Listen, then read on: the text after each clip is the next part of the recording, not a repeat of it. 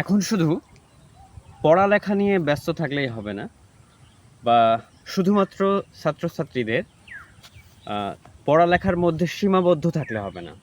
বর্তমান আধুনিক যুগে যে টেকনোলজির যে বিপ্লবটা চলছে, সমস্ত ছাত্রছাত্রীদের, আমাদের বিশেষ করে আমাদের দেশের উচিত লেখাপড়ার পাশাপাশি কোনো একটা সেক্টরে, কোনো একটা সাইডে তার দক্ষতা তৈরি করা। কারণ যদি কেউ এই সময়ে একটা কোনো একটা সাইডে একটা দক্ষতা তৈরি করতে না পারে, তাহলে সে শুধুমাত্র বিশ্ববিদ্যালয়ে লেখাপড়া শেষে বা কোথাও লেখাপড়া শেষে ওই বেকারের খাতায় নাম লেখাবে এবং বোঝা হিসেবে পরিগণিত হবে। তো এখন এখন শেখার অনেক সুযোগ, ইন্টারনেটের অ্যাভেলেবিলিটি যথেষ্ট চারিদিকে। আমরা চাইলে ইন্টারনেট সহজে ব্যবহার করতে পারি, অনেক কিছু শিখতে পারি, প্র্যাকটিক্যাল মানুষের সাথেও চলাফেরা করে অনেক সময় শিখতে পারি। অর্থাৎ আপনার বা স্টুডেন্টের যে কাজ ভালো লাগে না কেন, সেটা যে সাইডেই হোক না কেন, এবং কোনো কাজকে আসলে ছোট না মনে করা। সিরিয়াসলি কোনো কাজই ছোট না, ছোট্ট কাজই অনেক সময় বড় হয়ে যায়। হয়তো বা অনেকের মধ্যে একটা প্রেস্টিজ থাকে যে গাড়ি চালানো বা নাপিতের কাজ করা, বা হচ্ছে যে কোনো ছোট ছোট ক্ষুদ্র উদ্যোক্তা হওয়া, সবজি আবাদ করা, গরু লালন পালন করা, কন্টেন্ট বানানো, বা যে কোনো কাজ কিন্তু ছোট হতে পারে, কিন্তু এই ছোট ছোট কাজ কিন্তু একসময় বড় হয়ে যেতে পারে। এবং পরিস্থিতি এত জটিল দিকে আগাচ্ছে যে আসলেই আমাদের বাংলাদেশ সরকারের চাইলেও কিন্তু বিসিএস এ সবাইকে চাকরি দেওয়া সম্ভব না, বা সরকারি চাকরির যে কোটা বা সরকারি চাকরির যে হচ্ছে যে আসন, সেই আসনে কিন্তু আমরা সবাই মিলে লক্ষ লক্ষ পরীক্ষা দিলেও চাকরি হয় হয়তো 2000, 3000, 4000, 5000, 10,000।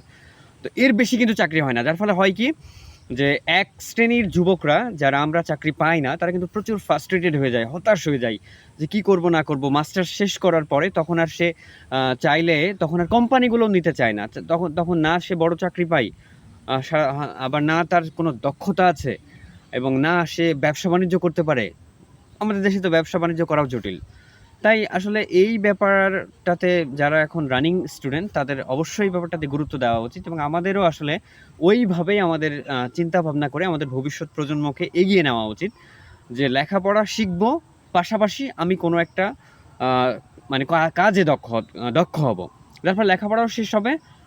এবং দেখা যাবে কেউ চাইলে চাকরি করছে, করুক, কোনো সমস্যা নাই। কেউ যারা চাকরি করতে চায় তারা চাকরি করলো, যে ব্যবসা করতে চায় সে ব্যবসা করলো, যে কোনো কিছু একটা সৃজনশীল কিছু করতে চাচ্ছে সে সেইভাবে আগালো। দক্ষতাটা থাকলে হবে কি, আপনার যদি কাঙ্ক্ষিত চাকরিটা আপনি নাও পান, আপনার যে একটা দক্ষতা তৈরি হলো, আপনি কিন্তু সেইটা দিয়েও উপার্জন করতে পারবেন এবং সেটা দিয়েও কিছু একটা করতে পারবেন, যার ফলে তখন আর কিন্তু হতাশাটা আসবে না। যার ফলে আমাদেরকে শুধুমাত্র লেখাপড়ার মধ্যে সীমাবদ্ধ না থেকে, শুধুমাত্র বইয়ের পৃষ্ঠায় মাথাটা কি বলে মনোনিবেশ না করে, আমাদের প্র্যাকটিক্যাল লাইফ এবং প্র্যাকটিক্যাল ওয়ার্ল্ড সম্পর্কে আমাদের আইডিয়া থাকা উচিত, যে এখন পৃথিবীটা কীভাবে চলছে, সারা বিশ্বের মানুষ, চীন, জাপান, আমেরিকা কীভাবে উন্নতি করছে, সেসব আধুনিক টেকনোলজি আমাদের শেখা উচিত। আমাদেরও সৃজনশীল ভালো কিছু বিষয়ে যে কোনো একটা সাইডে দক্ষতা তৈরি করা উচিত। তাই শুধু লেখাপড়া নয়, দক্ষতাও প্রয়োজন। কারণ হচ্ছে অনেকে কিন্তু লেখাপড়া খুব কম জানে, অনেকে জানেই না, শুধুমাত্র দক্ষতা দিয়ে ভালো ভালো অবস্থানে যাওয়া যায়। ধন্যবাদ।